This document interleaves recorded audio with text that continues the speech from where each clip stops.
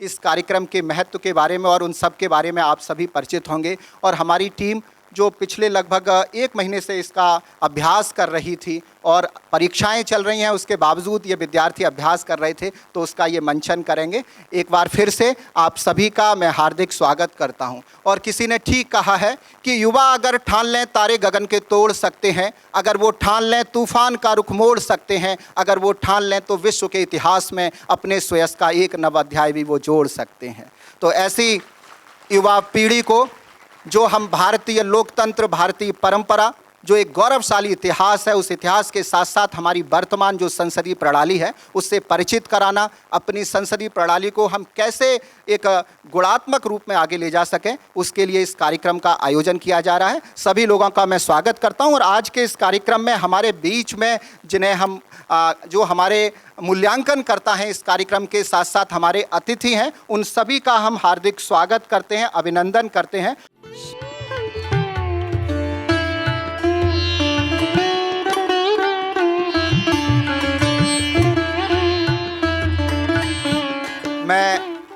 हमारे बीच में डॉक्टर सारिका सिंह साजू मैम हैं, उनके स्वागत के लिए मैं होम मिनिस्टर से अनुरोध करूंगा कि वो स्वागत करें।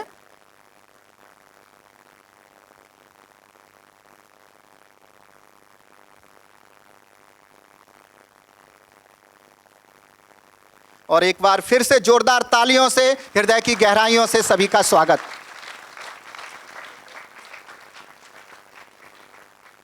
अब मैं माननीय प्राचार्य महोदय से अनुरोध करूंगा कि सर इस कार्यक्रम के बारे में अपने विचार रखें।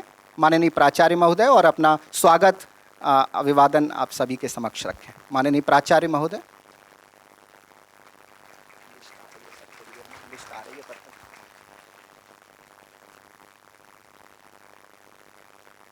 Respected evaluators and also the guests of this evening, and most honorable Prime Minister of the day, and dear friends, we have assembled here to witness the mock parliament, how parliament is supposed to function.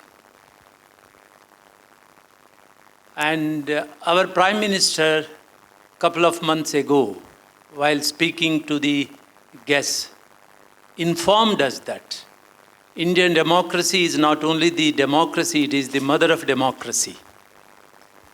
And we have history scholars here amidst us who can inform us. In ancient India, particularly during Buddhist period, which we consider, where we tried to create a democratic polity in the country, in the kingdoms, in the form of Ganarajyas, particularly the Lichavi, Vaishali, and there are many other places where people started understanding the way how to govern oneself. The fundamental tenet of democracy is to make every individual for self-rule. The father of nation, Mahatma Gandhi's, the cherished term, cherished word has always been the self. The self-sufficiency, self-reliance, and self-rule and Swaraj.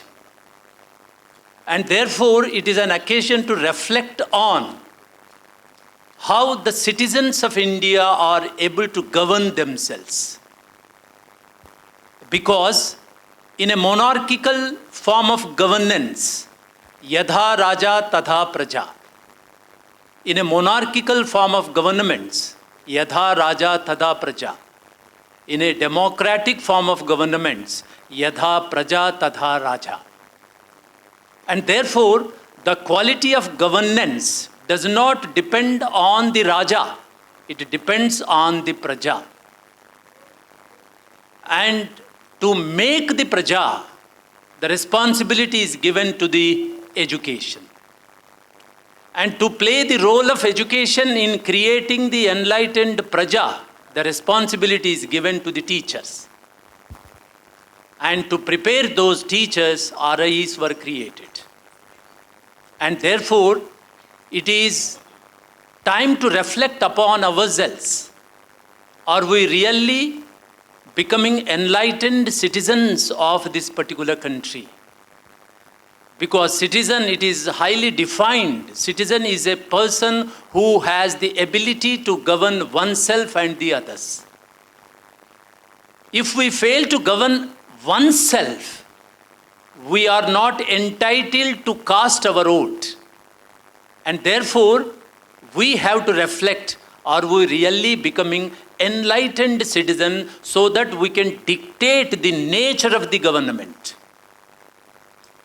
So therefore, let us witness today, for last 1 month roughly, our students have been trying to portray the parliament rather than imitating the parliament. We are trying to create a parliament. We are trying to showcase how a parliament is supposed to function. We are not wanting to have a formal democracy. We want to have a substantial democracy. And substantial democracy depends upon the arguments that happens in the parliament. India is known for its argumentative abilities right from time immemorial. If we go through our Jainist epistemology, if we go through the Buddhist philosophy, and if we go through Upanishadic thinking, we come across beautiful engagements, beautiful intellectual discourses, wherein the intellectuals involved to unravel the problems, address the problems, and create a better condition for the whole of the humankind, not only the nation. And therefore, I hope and I wish this parliament will show a path, show a way how a parliament needs to be conducted in order to make a country really democratic as envisioned in the constitutional preamble. So, with these words, I welcome all the guests, all the evaluators, all the students, of course, all the parliamentarians. And I hope if you really become a parliamentarian in the future, that would be better for the country. Not only in mock parliament, in also real parliament. So with these words, I wish you all the best and I wish you a success. Thank you. कि इसमें बहुत सारे जो हमारे मध्य प्रदेश के महाविद्यालय हैं, विश्वविद्यालय हैं, वो इसमें प्रतिभागांकन होगा और उसमें से जो विद्यार्थी अच्छा परफॉर्म करेंगे उनको कुंजीलाल दुबे संसदीय विद्यापीठ के द्वारा उनको पुरस्कृत किया जाएगा। तो अभी कुछ ही क्षणों में हम लोग सबका इंडिविजुअल जो उनका नंबर है वो नंबर हम लोग सबके साथ स्टैपल कर रहे हैं, जिससे कि उनका व्यक्तिगत मूल्यांकन हो सके कि जो विद्यार्थी अच्छा परफॉर्म करेंगे उनका व्यक्तिगत मूल्यांकन, इसीलिए उन सभी के टैग उन सभी के लगा दिए हैं और हम कुछ ही क्षणों में इस कार्यक्रम को प्रारंभ करेंगे। जैसे जैसे पानी बदलता है ना, वैसे वैसे देश के एक छोर से दूसरे छोर जाने पर वहाँ के मुद्दे बदलते हैं और बात करते हैं राष्ट्र चुनाव। शांति बनाइए रखिए, बात को आगे बढ़ने दीजिए। इन काले पन्नों को मैं बड़े ध्यान से पढ़ रहा था। जिन्हें बोलने का मौका दिया है कृपया वे ही बोलें। उम्मीद थी सफेद स्याही से कुछ लिखा होगा, पर मैं क्या देखता हूँ महोदया, इसमें राइट टू रिकॉल जैसी महत्वपूर्ण बात निर्धारित है। राइट टू रिकॉल अर्थात वापस बुलाने का अधिकार। यदि एक बार चुनाव होता है और चुनाव के बाद यदि कोई सरकार तानाशाही रूप धारण कर लेती है, तो मैं पूछना चाहता हूं इस अज्ञानी सरकार से, क्या उस जनता के पास वापस बुलाने का अधिकार नहीं होना चाहिए?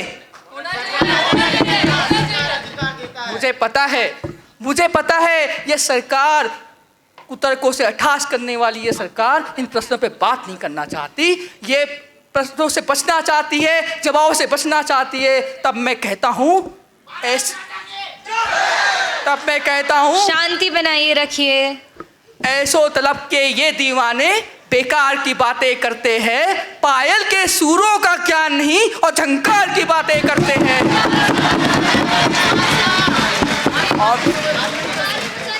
महोदया,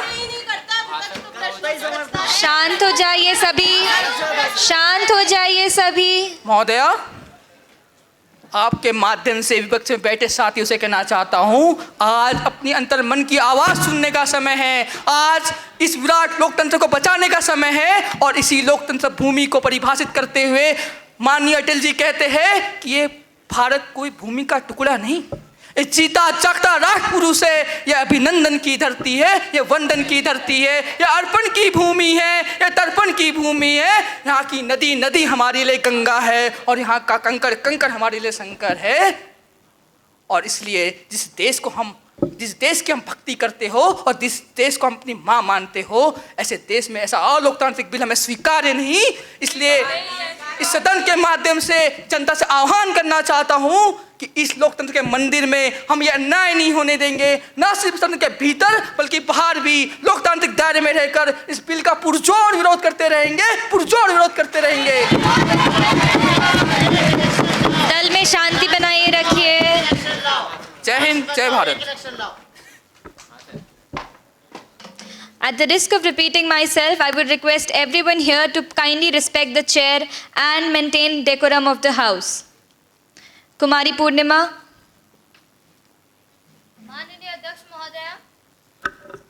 माननीय अध्यक्ष महोदया, यहाँ लगता है कि बिल पास नहीं, शायरों की मुशायरी बैठी हुई है। चलो इसमें हम अपना भी जोड़ देते हैं कि सरहदों पर बहुत तनाव है क्या? अरे सरहदों पर बहुत तनाव है क्या? जरा पता तो करो, चुनाव है क्या?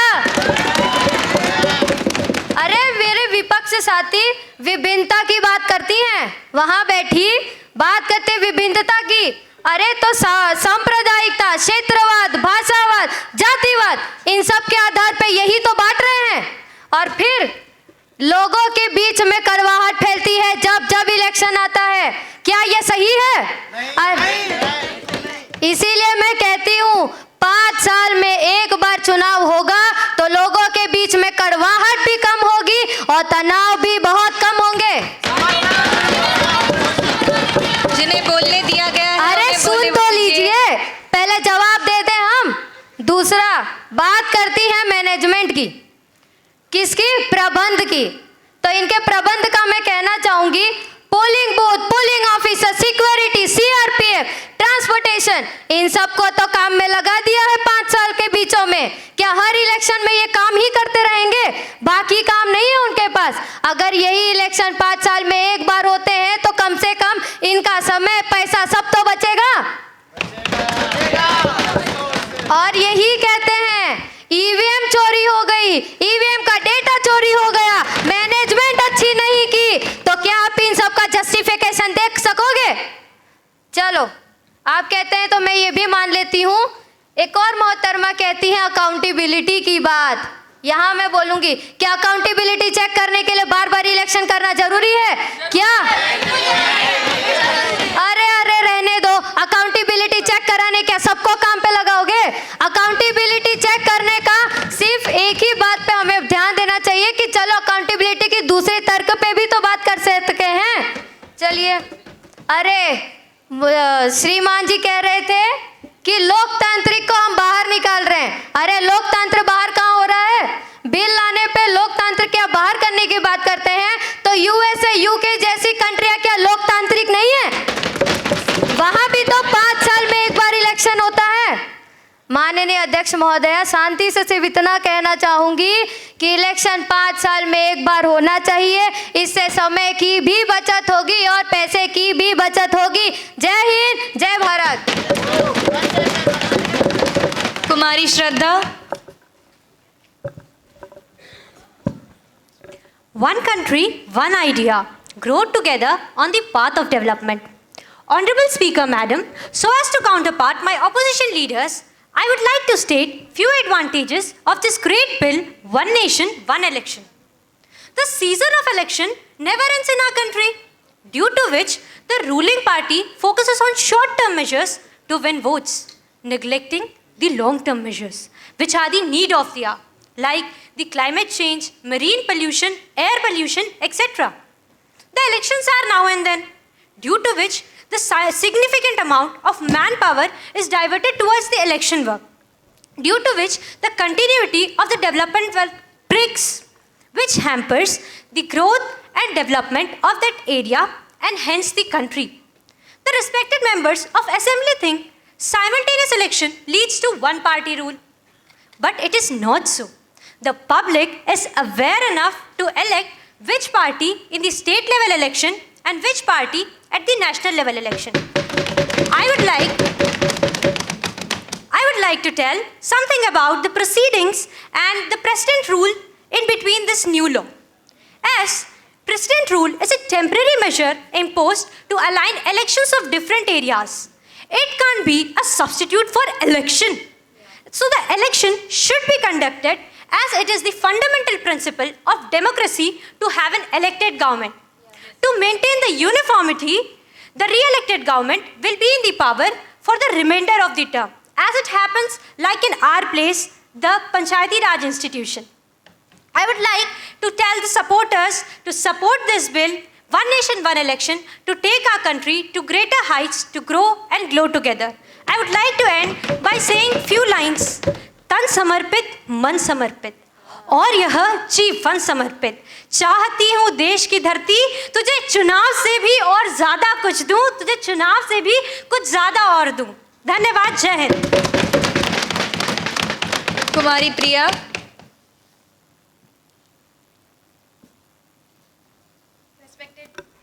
Respected Speaker Madam, through you, I want to state to the House that the voter turnout ratios in 2019's general election was 67.4%. Looking at this in a different way, if simultaneous elections are being held, then the seriousness among people towards elections would increase, as the upcoming elections would be directly after 5 years, and people would get to know the importance of their single vote. Countries like Sweden, where simultaneous elections are being held, have turnout ratios of 87.18%, which is high, and India and Indians should get inspired from it.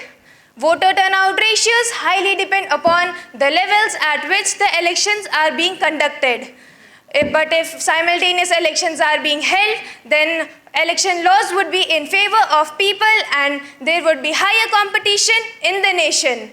Ultimately, there would be increase in the efficiency of our democracy, and national unity and integrity would be promoted. Very good, Meet.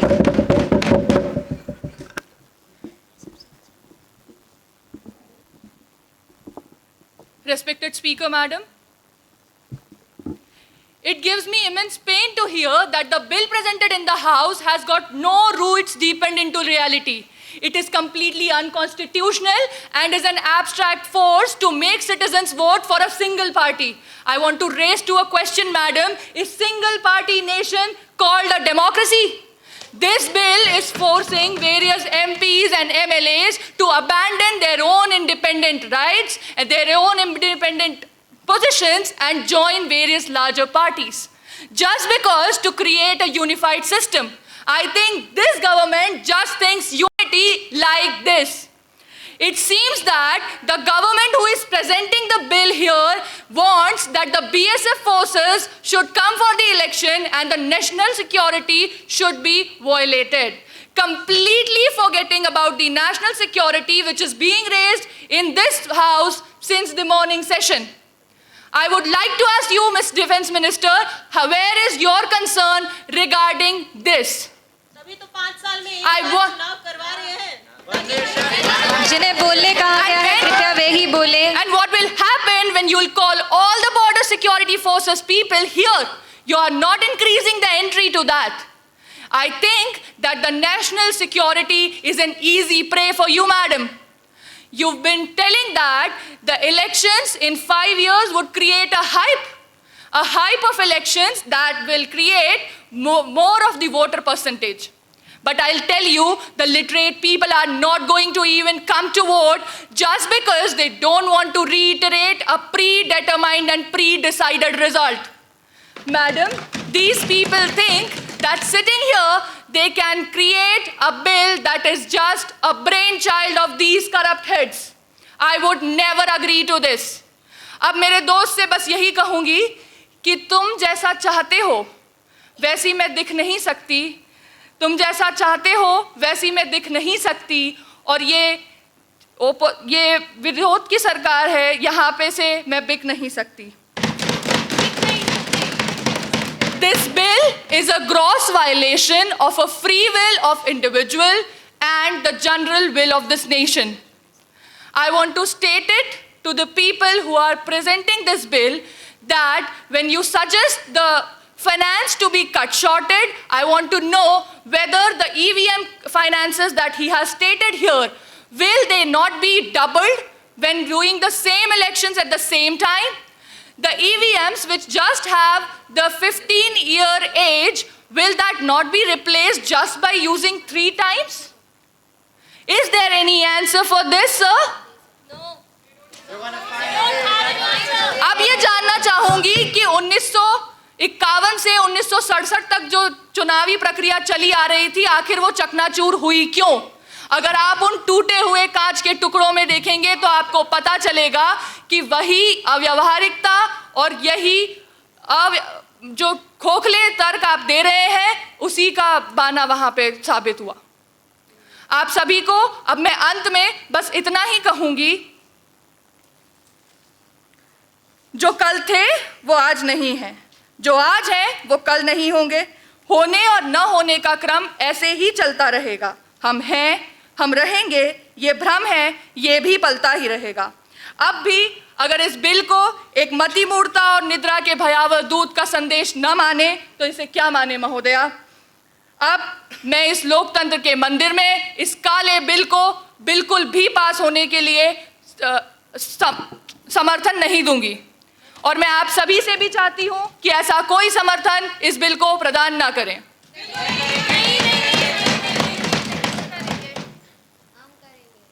Honorable Prime Minister.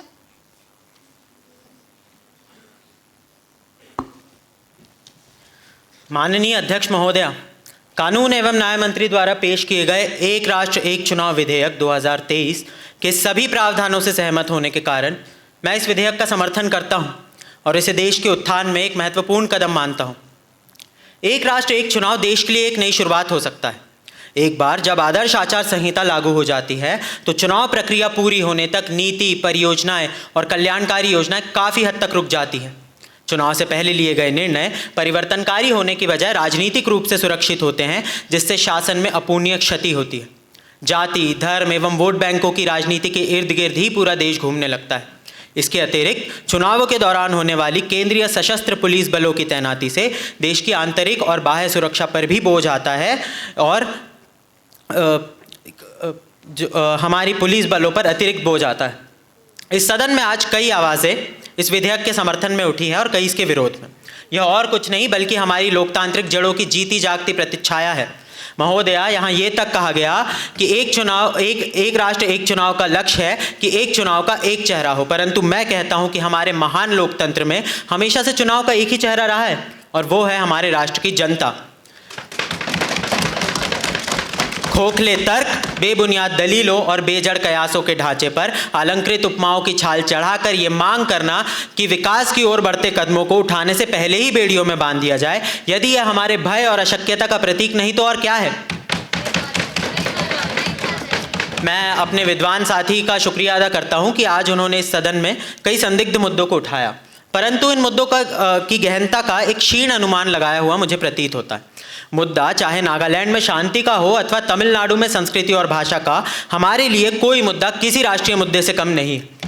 Punjab में कृषि और किसानों का मुद्दा हमारे लिए जितनी राष्ट्रीय महत्ता रखता है उतनी ही गुजरात में सुगम व्यापार का मुद्दा भी. एक तरफ ये कहा जा रहा है कि इस बिल का नकारात्मक प्रभाव हमारी राष्ट्रीय एकता पर पड़ेगा और उसी समय अपने शब्दों की शिलाओं से देश में सरहदें भी बनाई जा रही हैं. India, the largest democracy in the world, has exhibited incredible vigor in its political as well as social undertakings since it got independent. It has been the land of positive reforms.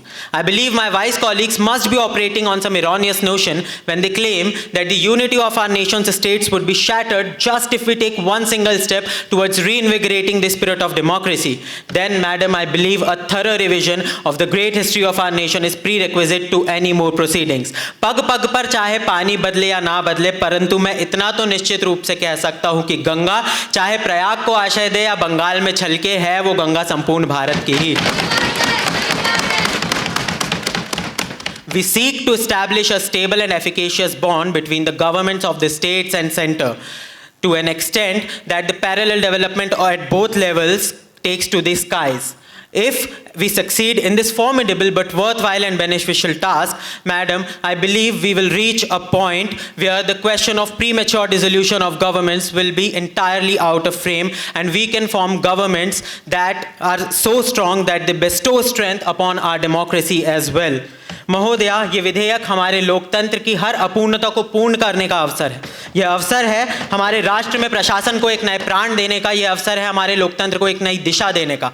मैं एक बार पुनः इस सदन में मौजूद हर एक व्यक्ति से विनयपूर्ण अनुरोध करता हूं कि एक बार हमारे भारत की असीम क्षमता पर अपने विश्वास की ज्योति को रखें और इस विधेयक का समर्थन कर इसे बहुमत से पारित कराएं.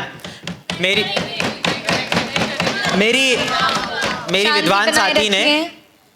विद्वान साथी ने अपने तीव्र स्वरों को लय में बांधकर बड़े ही प्रगाढ़ शब्दों में आशाओं के कातिल की मशाल हमें थमा दी. तो मैं अपनी वाणी को विराम देते हुए उनकी इस कृतज्ञता का उत्तर उन्हीं के शब्दों में उन्हें देना चाहूँगा कि बीच दरिया में उलझी कश्तियों के लिए साहिल चाहिए, उड़ती पतंगों के लिए नहीं. बीच दरिया में उलझी कश्तियों के लिए साहिल चाहिए. उन लहरों का रुख मोड़ने के लिए फाजिल चाहिए. और चुप्पियों से भरे मुस्तकबिल की तलाश नहीं, हमें वतन की आवाज़ एक बनकर गूंजे, बस एक ऐसी महफिल चाहिए. Now the House will take up private members' resolution. Kumari Suhani Dubey move the resolution. Honorable Speaker, ma'am, I, being an independent member of Ujjain constituency, move the following resolution. Our India is one of the largest and most diverse democracies of the world, and one of the core features of democracy is decentralization of power. Mahatma Gandhi, the father of our nation, has strongly supported this feature. But since the election of local bodies is a matter of state, it hinders the regular and fair elections at local level. Elections are not held frequently like center and state. Even in my state, Panchayati Raj elections are very infrequent.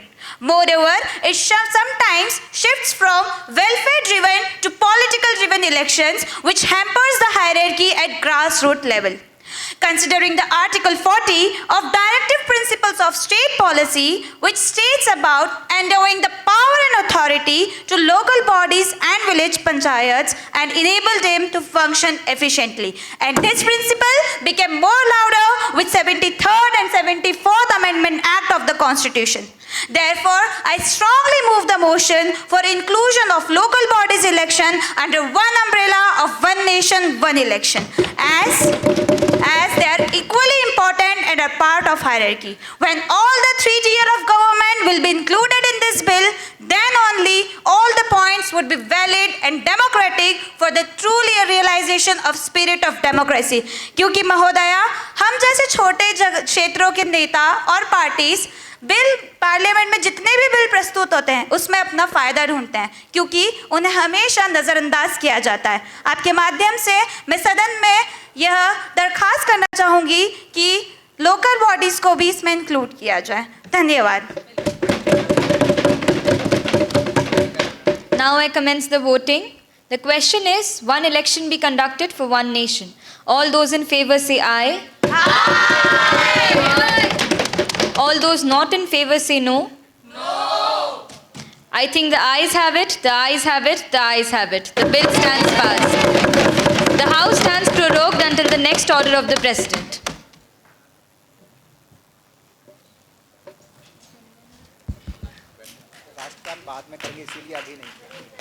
आप सभी लोगों का बहुत बहुत धन्यवाद कि आपने इस 1 घंटे की प्रस्तुति को सुना. एक बार जोरदार तालियां इन सभी के लिए. जैसा कि आप सभी को पता है कि सभी विद्यार्थियों के अभी एग्ज़ाम चल रहे हैं और हमारे बहुत सारे ऐसे स्टूडेंट्स थे जो अभी इंटर्नशिप पर थे, उससे लौट के आए। लेकिन जितना भी टाइम मिला, जैसा भी टाइम मिला, उसमें इन सभी विद्यार्थियों ने अपनी स्क्रिप्ट आपस में बैठ के तैयार की। और सबसे बड़ा जो एक महत्वपूर्ण पक्ष इस पूरे इस आयोजन का रहा, पुरस्कार मिलेगा वो अलग बात है, लेकिन इन विद्यार्थियों ने जो मिलकर आपस में, जिसे हम बार बार कहते हैं टीम वर्क या कोलैबोरेशन, कि हमारी एक सबसे बड़ी जो मजबूती है वो है हमें आपस में मिलकर काम करना सीखना। चाहे पक्ष में बैठे या विपक्ष में बैठे, कोई भी संविधान, कोई भी देश तभी आगे बढ़ सकता है जब सब मिलकर काम करें। तो हमारी ये पूरी टीम ने मिलकर काम किया, इसके लिए एक बार इन सभी का बहुत जोरदार धन्यवाद। इसी के साथ अब मैं आमंत्रित करता हूं हमारे बीच में हमारी अतिथि के रूप में मौजूद डॉक्टर प्रतिमा यादव मैडम, जो पंडित कुंजीलाल दुबे संसदीय विद्यापीठ की डायरेक्टर हैं। मैं उनको आमंत्रित करता हूं कि इस पूरी प्रस्तुति के बारे में विचार रखें। मैडम प्लीज बैठ जाओ। क्षेत्रीय शिक्षण संस्थान के प्राचार्य प्रोफेसर बी रमेश बाबू, प्रशासनिक अधिकारी श्री महेश आशुदानी जी, युवा संसद प्रभारी डॉक्टर सौरभ कुमार, डॉक्टर हिमांशु मिश्रा व यहाँ उपस्थित प्राध्यापक साथी व प्रिय छात्र छात्राओं, मुझे बताया गया कि कई सालों के बाद ये युवा संसद मंचन इस संस्थान में आयोजित हुआ है। सौरभ जी, आपको अंदाज लगा कितनी ऊर्जा, कितने वर्षों की ऊर्जा हमारे बच्चों की निकली है यहाँ पर, है ना? बहुत अच्छा मंचन था बच्चों आपका।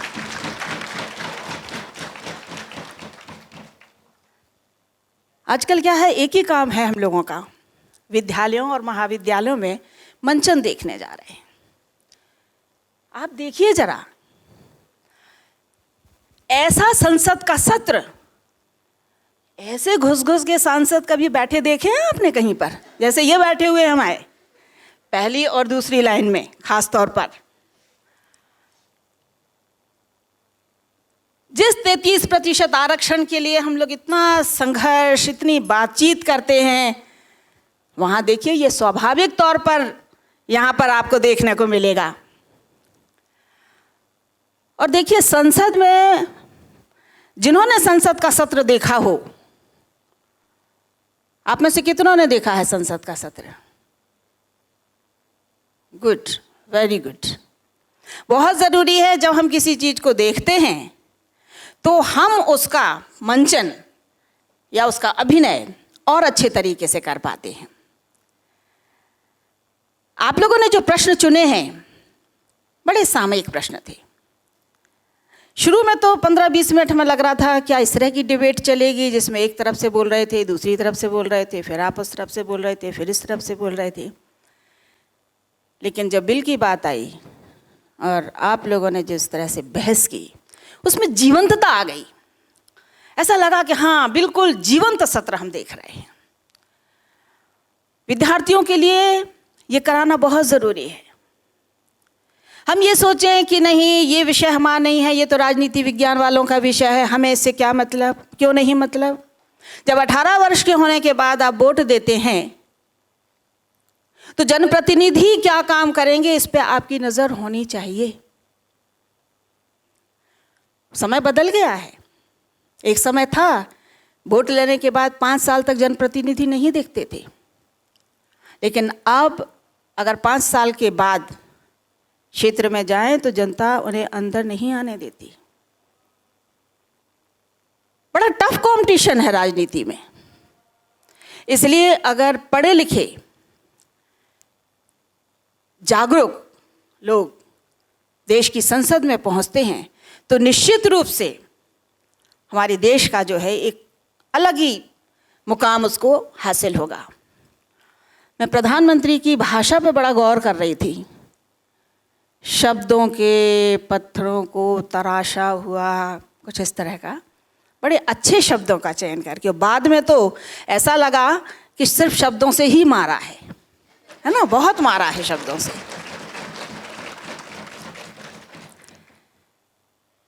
इस तरफ से गौरी, ऋषभ, देखिए सत्ता पक्ष कितना ही अच्छा हो, विपक्ष का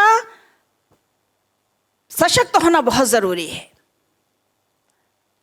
सरकारें निरंकुश हो जाती हैं, विपक्ष नजर रखता है।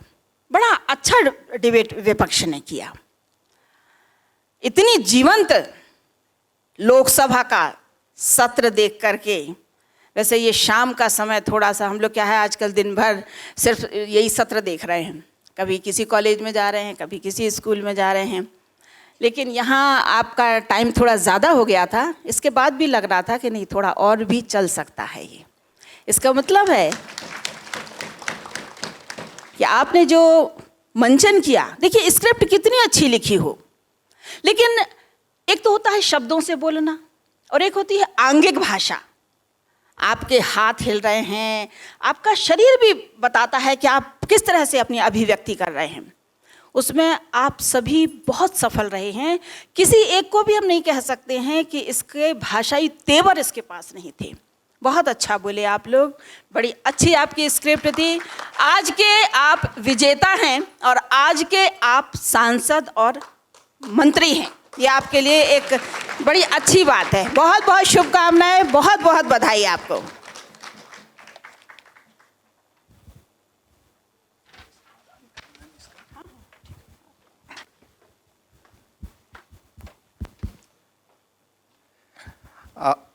बहुत बहुत धन्यवाद डॉक्टर प्रतिमा यादव मैम।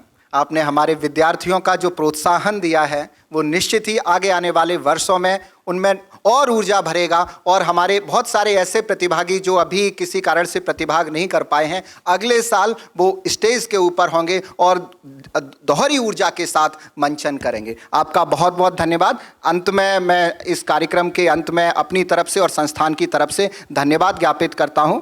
मैं धन्यवाद देता हूं डॉक्टर प्रतिमा यादव मैम का, आपके साथ हमारे श्री SK मैथिल सर का, शर्मा सर का, doctor Archana Pandey ma'am, doctor Anita ma'am, और हमारे सभी जो अतिथि, जो पंडित कुंजीलाल दुबे संसदीय विद्यापीठ या जो हमारे संसदीय जो हमारा विधानसभा सचिवालय से आए, आप सभी का बहुत बहुत आभार कि आपने हमारे संस्थान को ये अवसर दिया कि हम अपना मंचन कर सकें, हमारे विद्यार्थी आपके सामने अपनी प्रतिभा का प्रदर्शन कर सकें। आपका बहुत बहुत हृदय से आभार।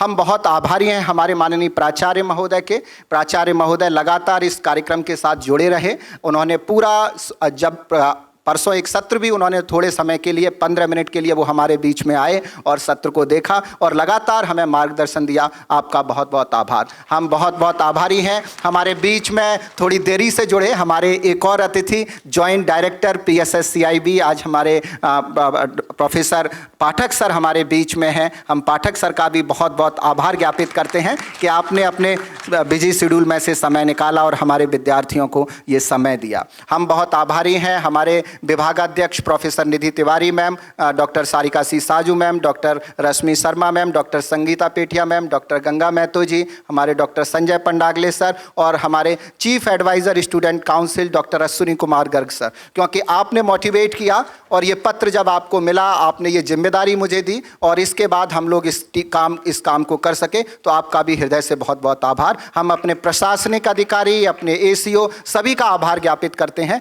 कि उन्होंने इस कार्यक्रम में हमें सहयोग प्रदान किया। विशेष आभारी हमारे विद्यार्थी जो इस कार्यक्रम में प्रतिभाग नहीं कर रहे हैं लेकिन बड़ी संख्या में परीक्षा होने के बावजूद जुड़े, आप सभी लोगों का आभार और विशेष बधाई, विशेष आभार हमारे विद्यार्थियों का कि आपने जो समय निकाला और यहाँ मंचन किया। एक बार फिर से सभी का जो प्रत्यक्ष या अप्रत्यक्ष रूप से इस कार्यक्रम से जुड़े सभी का हृदय से बहुत बहुत आभार। I request everyone to kindly stand for the national anthem.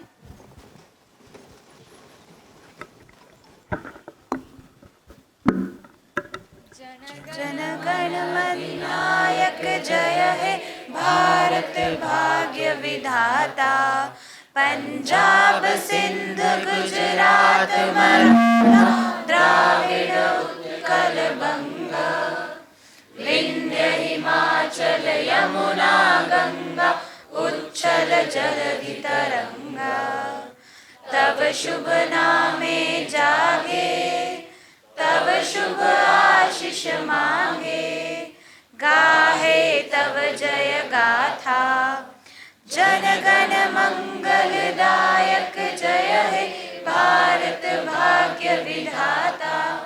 जय हे जय हे जय हे जय जय जय जय हे। भारत माता की जय।